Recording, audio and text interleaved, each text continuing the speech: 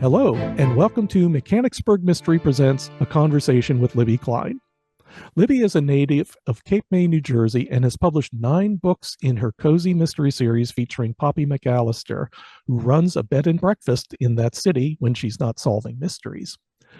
Then Libby decided to write a new book about a washed up ex police officer turned rock musician in her novel, Vice and Virtue. Libby is vice president of a small tech company and lives with her family in Northern Virginia. And Libby, thank you so much and welcome to the show. Oh, thank you so much for having me. It's a pleasure to be here. I wanted to get a little bit of your book background with the Poppy McAllister series, because as I understand, you have 9 books in that series. Is that correct? I do. I do. 5 years worth of writing. Wow, that's pretty good. 9 books in 5 years. That's almost Agatha Christie level of productivity. Well, who is Poppy McAllister? So, Poppy is a middle aged plus size widow who returns to her hometown of Cape May because her best friend from high school has begged her to come back and attend their 25th high school reunion. She wants backup so that they can face off against the cheerleaders who bullied them growing up. Poppy gets stuck in Cape May, living with her great aunt Ginny, who might be certifiably crazy. And she brings her black smoke Persian cat, Sir Figaro Newton, who is definitely certifiably naughty. And they go to the high school reunion where one of the cheerleaders ends up dead in front of Poppy's old locker. And then another cheerleader arrests her for the murder. So that's how she gets stuck in Cape May, turns Aunt Ginny's house into a bed and breakfast. And as we learn in the other 8 books, Aunt Ginny will create chaos and keeps getting Poppy in hot water and having to deal with situations that Aunt Ginny manufactures. Now, that is what I would consider a pretty typical cozy mystery setup, and perfectly fine. I've read some very good cozy mysteries. Um, what I was really impressed was about Vice and Virtue, which I had picked up when you had last appeared with the Mechanicsburg Mystery, because this is not something I have seen before. This is about Layla Virtue, who is a recovering alcoholic and former police officer becoming a musician. And the story, it takes some very interesting terms. And I'm going to be pausing for at times like this because this is the type of book you want to read without being spoiled. There's spoilers kind of throughout. There's some interesting things that happen. I don't want to go, once you're done, then you can read it again and enjoy it a second time. But it's not what I would consider cozy mystery. In fact, you called it women's fiction. Is that right? That's right. So a cozy mystery has certain elements. There's an amateur sleuth. There's no sex, no language, and no violence on the page. It usually takes place in a small town with a zany cast of characters. And that amateur sleuth almost always has some kind of hobby or job or business that comes into play in the series. In the case of Poppy, she's making gluten-free goodies and baked goods for the local barista. Layla is not a cozy mystery. Vice and Virtue is actually women's fiction. It's a women's fiction mystery. You can have women's fiction fantasy, women's fiction romance. The difference is this. If you are building a tent in a cozy mystery, the murder mystery is the center pole. And then you can have a romance side plot, and you can have a side plot with Aunt Jenny being naughty, as she usually is. In a women's fiction mystery, that center pole is the protagonist's emotional journey through something that she's experiencing. And then the side plot is a mystery or a romance or whatever else is going on. The other thing that separates Layla Virtue from Poppy is Layla is not an amateur sleuth. She's a disgraced former police officer, but that still puts her in the category of law enforcement, even though she's not actively on the force anymore. And there's also the what interested me most, especially starting out and reading the book, is of course seeing the world from her eyes and seeing her reaction to things. To again, try not to spoil anything, but in the beginning, you understand she does not want to be around police officers at all. She wants to run from them, and it's only when she's at a children's party, and again, it's an extended scene. Um, and this is where the mystery is introduced, in which there's a clown, Chuckles the clown, who ends up dying on stage. Um, I I guess where did you decide, or how did you decide to go from Poppy to a story of a recovering alcoholic, and something, it's a little bit grittier, but it's still not cozy, but it's not exceptionally gritty police procedural or anything like that. It's certainly very, very readable in that extent. But why did you go from one to the next? Well, first of all, you're not alone in not knowing what to spoil because I wrote it where everything is a spoiler. And the entire book is breadcrumbs where you find things out as they happen instead of me telling you off the bat, this is everything you need to know. It was hard to write the back of the cover of the book. I mean, I really didn't want you to know that she was an alcoholic, but we had to put it on the back of the book because we had to say something. You can't just put read this book on the back. Mm-hmm. Yeah. So what happened to write the book in the first place was my editor at Kensington said that they were going to finish the Poppy series to tie up all the loose ends. I can always write more on my own if I want to, but as far as Kensington is concerned, the ninth book is the final. And he wanted me to write something new, and he wanted me to step up to women's fiction. Partly because if you're familiar with the Poppy McAllister series, Poppy has quite an emotional journey of her own. She spends more time talking to suspects and trying to solve the murder than a women's fiction would do. But there's a lot of depth to Poppy where she's got her own issues that she's trying to work through. So he thought women's fiction would be a good fit. Now, I have a background with Poppy where I was bullied growing up. Much of Poppy's life, her background is my background. Whereas Layla, most of her background comes from my family. My father was a musician. I grew up, he played keyboard in a band, and he used to take us to some of his gigs. So he would take us to nightclubs, not so much seedy nightclubs, but he would take us to nightclubs. We would go to weddings, receptions that, we didn't know the people, we were with the band. And that was always fun. So I have such a love of music that I got from my father. I used to listen to all of his records. So I grew up listening to not only Frank Sinatra, but Barry Manilow and the Eagles and Chicago. Chicago was a big one. So that started such a love of music and classic rock that my favorite genres of music is classic rock and, of course, 80s, which is bizarre in the world of music, but that was the years I was a teenager. And I wanted to put that love of music and that knowledge of nightclubs and being in a band into a book. I also have family members with addiction issues. So having Layla have addiction issues and going to 12-step meetings was also something that I was familiar with. And I think it makes her a nice, well-rounded character because Vice and Virtue stands for Layla Virtue, who has vices and worked in Vice. So it's got a multi-layered title, and those are the things that we were able to put on the back of the cover because we didn't want to spoil quite so much. We wanted it to be fun for you to explore it and find things out for yourself. Yeah, and I understand that when I was at college in Chapel Hill, I was actually at the time, and I went to the clubs there, like Cat's Cradle, and there was bands showing up there, such as REM and the B-52s, because they were playing in the Austin music scene, Austin, Georgia, if I remember the right city right. But so yeah, you get that kind of. I was very interested in that kind of life, that kind of lifestyle, and I love reading rock memoirs. And I'm kind of fascinated when you're bringing in all this background material, essentially. Open mic nights at clubs. There's talk of all kinds of musicians, like Ozzy Osbourne, for example, and all the things, that kind of background, that kind of life, which is essentially a celebrity life. And you actually get into a little bit of that as well. And as I was reading this, I was actually more impressed with the idea. And I'm sorry for taking up most of the time, but this is a kind of a review here.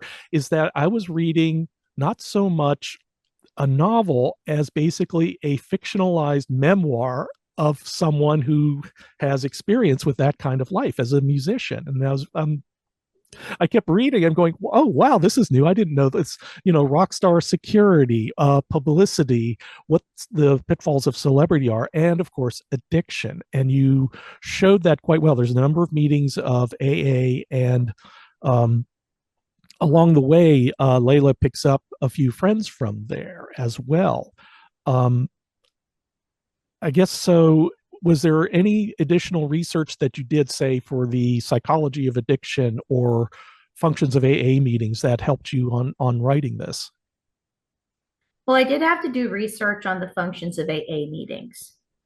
The addiction, I did not have to research. I have family members who have addictions, and I myself have been bossed around by cookies many times. So I understand even when there's temptation and it gets a hold of you and you're trying to shake it, and how palpable it is if you can't have something but you want it. I understand that personally firsthand. Um, I understand how AA meetings work because of addiction that runs in the family, but I myself had never been to one because I would have gone to Al Anon meetings, which is family members of addicts. So, I mean, certainly research was done. And while my father's a musician, he was not a guitar player. So I'm very fortunate to have a friend who has a band, who plays guitar, who can help me and read all my stuff when I say, don't me screw anything up. So he's helped me make sure that I got all of that right. And there's a lot of stuff you can see in all the tabloids and in a lot of magazines that people like to read that are like celebrity gossip magazines, where you can kind of follow the path of certain people who maybe become notorious for their washing out and things that have gone badly in their lives. Maybe too much money, maybe too much access to drugs, maybe too much time on their hands, and too much power to do what they want when they want. So there's a lot out there that I used as research to make sure that I got a lot of things right. Or at least I should say believable, because what's right for one person might be different for somebody else. So, the themes in Vice and Virtue are not exact for just one person. They hit, I think, a whole slew of people in different ways. Her AA friends are, we'll use that term friends lightly, because this is three women who want to be friends with Layla. I think that's a good example. I'm very familiar with a social support group setting. So that I did not have to research. While I was not personally in an AA meeting, social support groups I've been in quite a lot. It's also that's very fast. It's a very fascinating subplot to watch Scarlett Bree and Clarice um, try to make friends with Layla, and she pushes them away. And I guess in a way, you could see it as kind of like that's an aspect of addiction or other things which I shouldn't mention in here because it really plays a role in the book where you have to hide. And part of Layla's problem is that she's hiding Yes, from everything.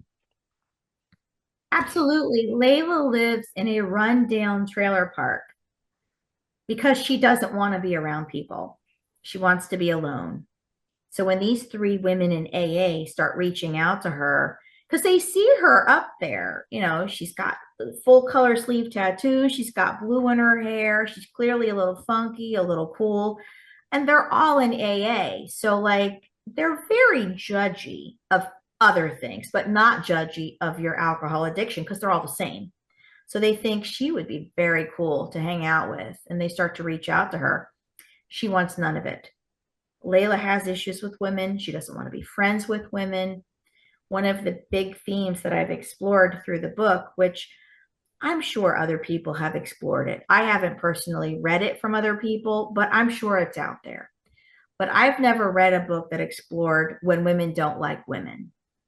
and it's very common. I grew up that way. I have many friends who will tell you I don't like other women. Women are catty, women are judgmental, women are too competitive. I mean, you hear it all the time. At least women hear it from other women. I don't know if men are ever hearing this. No, we just don't talk to each other in general. Men are so happy to just be in the same room and play on their phones or watch football, whereas women are always judging each other, what they're wearing, how they look, how they sound. What did she mean? Reading into what she said, taking meaning that maybe she didn't mean. Yeah, I know I and went through a lot of that when I was young. I reached an age where I heard the phrase for the first time, I'm a girlfriend's girlfriend. I got your back. And I thought, wow, I've never been like that and I've never had that, but I want to be that. I can sort of understand that. I've always been someone who's always kind of gone my own way and been mostly happy being by myself. So I don't have. There are some people, they have what they call a gift for friendship, and I just look at them and just, how do you do that? I have no idea. But that's what really, that's why I'm partly drawn to this book, because there's issues in here, like you said, about women befriending women, about basically transactional relationships, especially. And I've seen this before. There's a screenwriting book I remember reading in which they talked about dealing with celebrities, and they said the first thing you do, and this is something that really throws them, is that if you're going to meet with an actor, a well-known actor, and you're trying to pitch him a script, you don't accept anything from them. You don't ask for anything. You don't accept anything, not even a glass of water. And for actors who have always had people approach them and say, "Oh, I love you. Can I get your autograph? Can I get a picture with you? Can you call my friend here and talk to him?" It absolutely throws them. They have no idea what to do because you're not there to prey on them. You're just here about the script. And there are elements of that that show up here as well. And that's why Layla lays low, which is great. I mean, I think also the name Layla is very appropriate for her. I guess she is kind of laying low, isn't she? In addition to being the name of a famous song.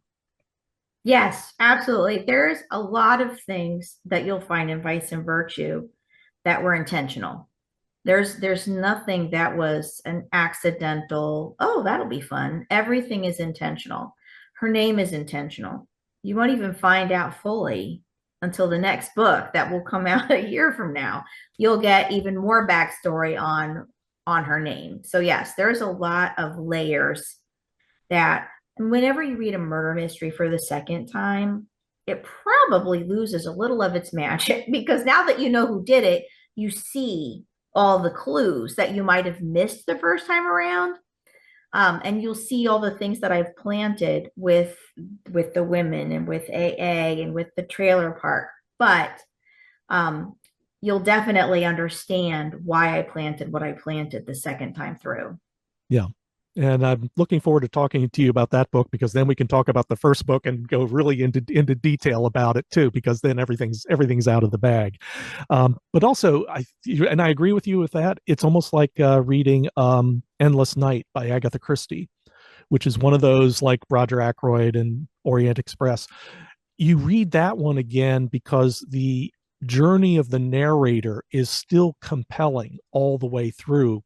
Once you know the ending and you know how it all plays out, it's still interesting along the way. And I could see that same kind of readability going on here as well, because Layla is having to struggle. She's having to fight. Even something as simple, there was a point there where she's in the bar, I think, and she's having to talk to somebody, and there's a bottle of booze in front of her. And it's I almost imagine that if a drop hit the bar, she would have to resist bending over and licking the alcohol off the bar. That's how thirsty she is. And you conveyed Well, and that. alcohol has quite a draw on an alcoholic to where there's times that you just feel the physical temptation. But any addiction has that same visceral draw for the person who has an addiction. Like I said, I've had many cupcakes and cookies boss me around where I'm not eating anything else for the rest of the day. I'm done. Oh my God, it's all I can think about. All I Huh. can think about is there's a cookie upstairs. I can't shake the thinking about it. So I completely understand what she's going through. I mean, addiction is, I think it's something that many more people deal with than just the alcohol and the narcotics. Um, People are addicted to things online. People are addicted to being online. People can't get through the day without their phone because if they don't have their phone, all they can think about is, oh, I should look at my phone. Oh, I should look at this on my phone. It's definitely something that most of us, or many of us, I think, can identify with and have experienced maybe on a small scale what it's like. Yeah, but it's still it's you under I understand that addiction because I love ice cream, absolutely love ice cream, and back in the day when Teresa she would have they would have a sale down and she would actually buy like 4 or 5 boxes and put them in the freezer downstairs, which happens to be about 12 steps away from me. And it is the craving is if I have that sugar craving, it's very easy to just go over there with the spoon and just have a couple of mouthfuls or 4 or 5 or more, uh, and I wouldn't compare that to alcoholism, not in any means, but the craving part of it, I can see you can write about that because the craving part is what's there. It's the similarity between sweets and liquor. Well, and science has proven that the brain lights up on sugar exactly the same way it lights up on cocaine. Really, I didn't So know that. the brain, the same addiction centers fire for sugar and cocaine. I mean, cocaine would bring along with it a societal looking down upon you, right? So it's not an acceptable addiction. Whereas any office party, people can say, oh, I'm addicted to cookies and eat them, and nobody judges you unless you're really overweight, which of course I am. So you feel the judgment as if you're snorting cocaine at the office party when you're overweight. You actually feel every bite you take of anything is being judged unless it's lettuce. So certain things are acceptable addictions in society's eyes, but the person going through it might not feel quite as good about it. They might feel the burden of, I wish I could just say no, no Yeah. matter what it is. Hmm. When you were in the process of writing this book, were there differences were there, I would say, kind of struggles or changes that you have to make from writing, say, a cozy mystery to something that's a little more substantial, emotionally deeper? Um, Now that if you didn't have the case, I mean, the mystery does come up, and you had to work around how do you have involve an ex police officer investigating a case when she has absolutely no authority to do it and no inclination to do it either. I think again, you did a really nice job of showing the resistance from her and how she gets pulled into the case anyway. Well, for one thing, Layla doesn't want to have anything to do with investigating, like you said, but the AA women find a connection between somebody that they know, who tends to be a little judgmental and a little critical of them, and the deceased. And they cannot make the connection in their minds how these two people would even know each other. And so the motive behind these women wanting to look into the death of the clown is 100% nosiness. And they Yep. keep sucking Layla in. One thing that I did different from what you would generally see in a cozy, when the clown dies on stage and the police come, at no time is Layla a suspect because she's like persona non gratis with the police, but they know she's not a killer. Nobody's thinking she killed the guy. They just want nothing to do with her. And there's a whole backstory there as to why. There's reasons I can't tell you that you'll have to find out on your own why the police want nothing to do with her. But it's not your typical cozy where she gets sucked into investigating because she's got to find out or she's got to clear her name. It's nothing like that. Yeah. One way that Vice and Virtue is like a cozy is that there is no language. There is no graphic sex or graphic violence. Um, Layla could use a gun, but she doesn't have a gun for various reasons. You'll find out. But I mean, it's not an amateur sleuth mystery. So like that would be, potentially available to her in the future. She doesn't try to solve to save her career, to save her life, to save her job, or because she wants to see justice done. She just gets sucked into these women who get sort of keep putting her in a situation where they find things out. So that was fun. I think what really amused me more also, because you mentioned their nosiness, is they're looking at Chuckles the clown and they're learning more about him and they're saying, what's the attraction? He's obviously had three marriages and he's running this kind of business as well on the side. And you're thinking, part of it was just they just wanted to know why, what's the attraction to this guy, what has he got? And again, it's women in this case looking at men. And I'll mention my wife has a calendar, a day calendar of a hunk a day calendar on her desk. And sometimes we'll get into a conversation about the particular models and whether there are good points and there are bad points and all that. And it amuses me. You know, it's something I would never have on my desk. I have a Far Side calendar on my desk. I prefer that. Um, but it's, as a man, I find it very difficult to see the attraction as well. And that's, again, this is one of the things that drew me through the book. I just had to find out, like they were, about what's the attraction here. Again, it was just another issue that I really appreciated about this book. Well, and Chuckles would never be on that calendar that your wife has in a million years.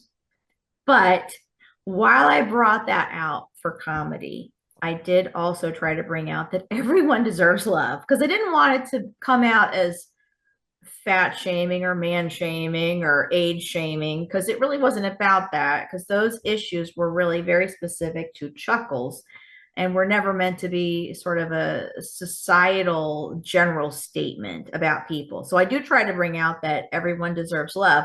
And then I gave Chuckles some rather unpleasant characteristics that were not physical to sort of bring along the storyline of this guy is kind of ick. How did so many people get drawn into him to where now the suspect list is kind of long? Yeah. And you start to find out things about his backstory and go, how in the world could that possibly happen with this guy? And it was a fun story. It morphed a little bit from what I had in mind when I first started writing the book. I had to change a couple of things to I started to think that women's fiction, maybe it should have been a little bit more salacious. And that's not me. That's just not my personality to write. That's why there's really no language in the book either. Mm-hmm. Um, so I really wanted to show that people can draw you into doing things. Well, there's a particular line, I wrote this down: women can be talked into just about anything if given enough honey. There you go.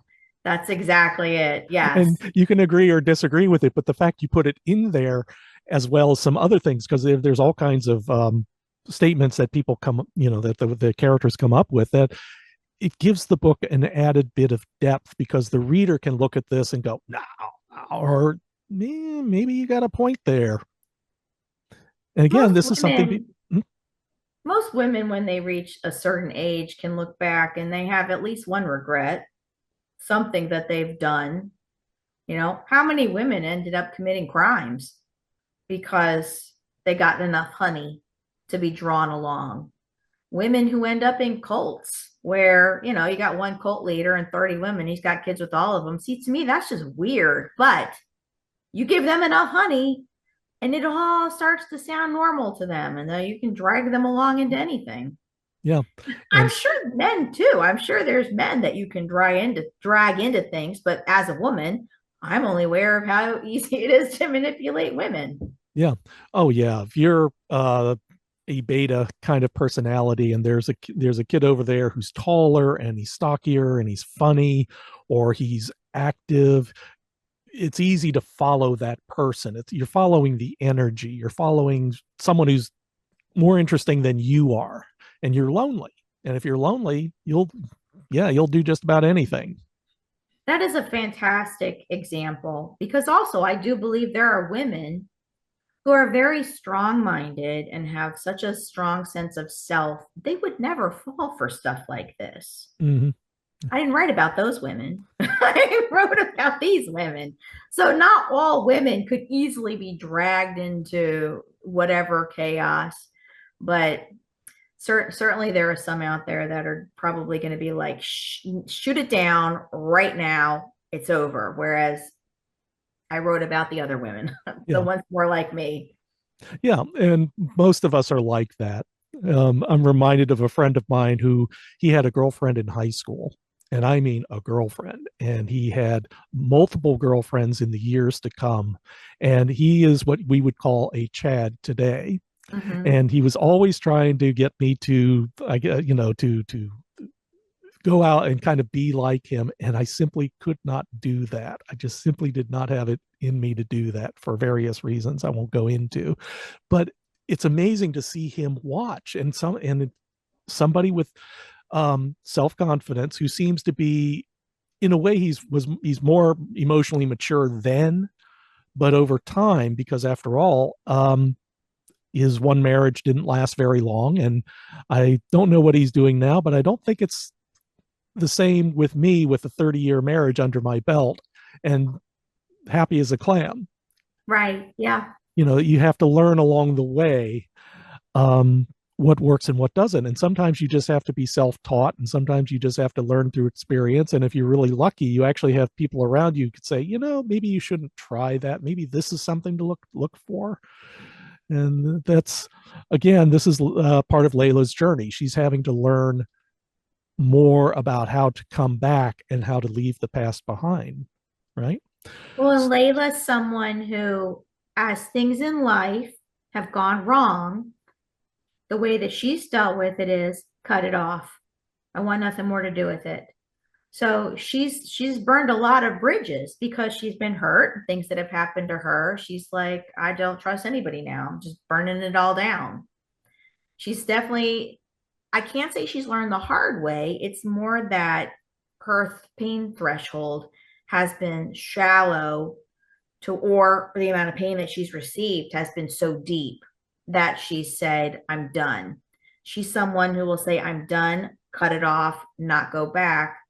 And then she's cut people out of her life. She doesn't trust. She's not easy to become friends with. She's not easy to develop deep relationships with. And it's because of all the hurt that she's experienced. She doesn't want to go through it again. Yeah. And at the same time, it occurs to me now, I'm thinking this is a grim book, and it is and it isn't, because there's also humor in here. You see her trying to play her various gigs and the things that happen. I mean, when you play a children's party and you're not supposed to play Baby Shark, and you're somehow supposed to do your rock classics because that's all you got, and try to make it child friendly and dealing with hecklers. Oh, and that reminds me, you one element in this is the class differences, because she's playing at very wealthy women's houses. And I want to ask you, were you inspired by reality for some of these? Because some of these are, the descriptions are just, they just beg your belief. Well, there's definitely a class difference. I think that a lot of the differences that we experience as people tend to be more the haves and the have-nots.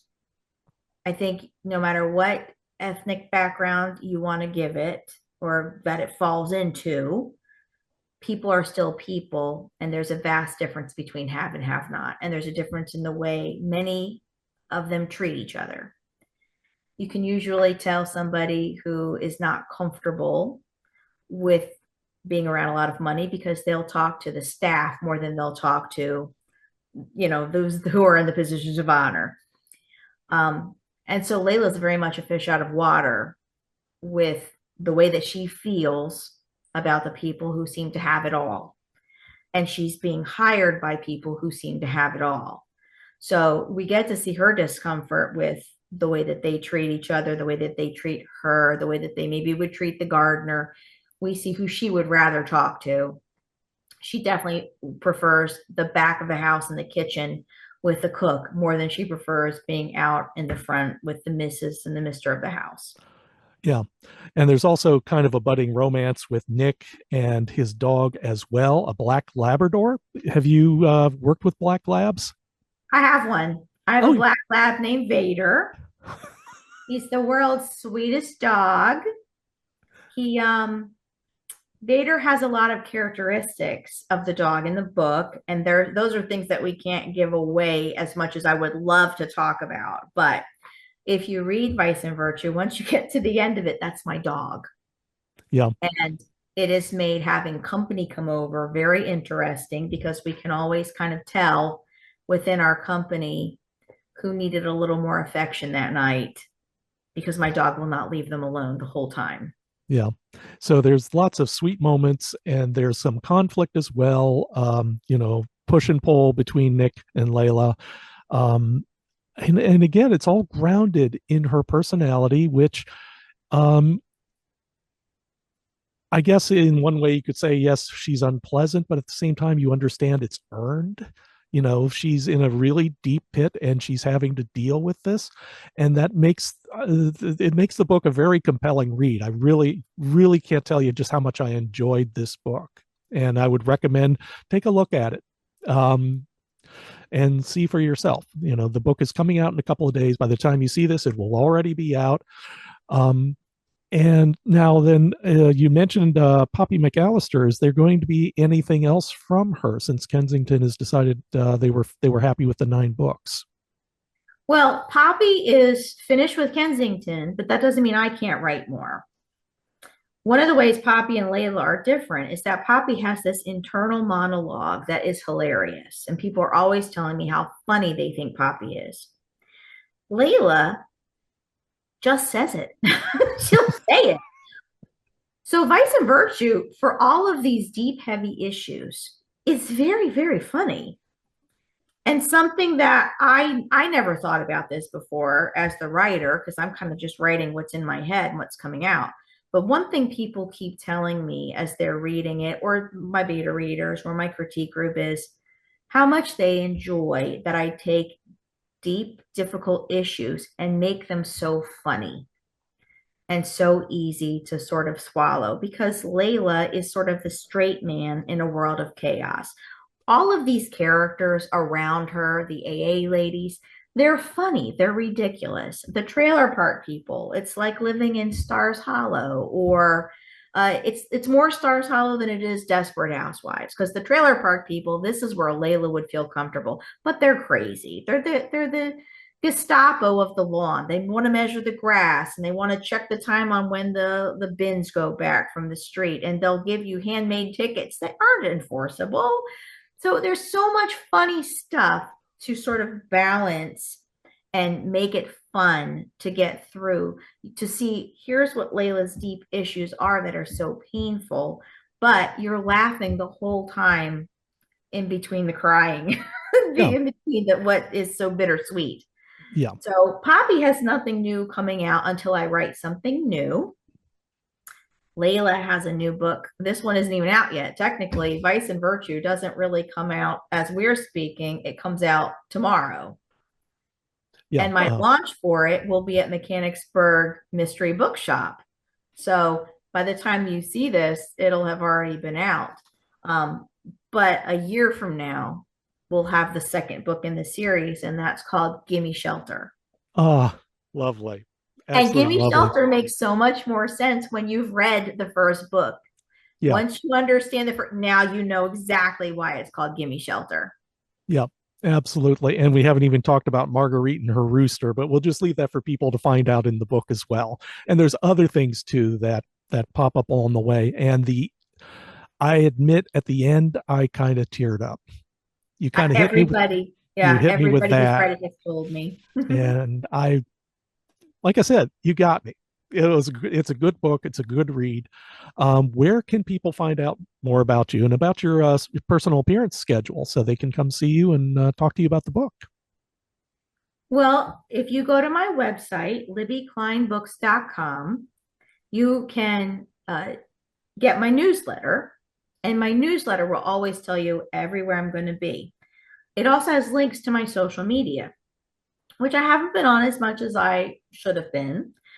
But in my social media, like the Cozy Mystery Crew on Facebook or the Mystery Lovers Kitchen blog, or anything else that I'm honored to have opportunities to take part of, like podcasts like this one.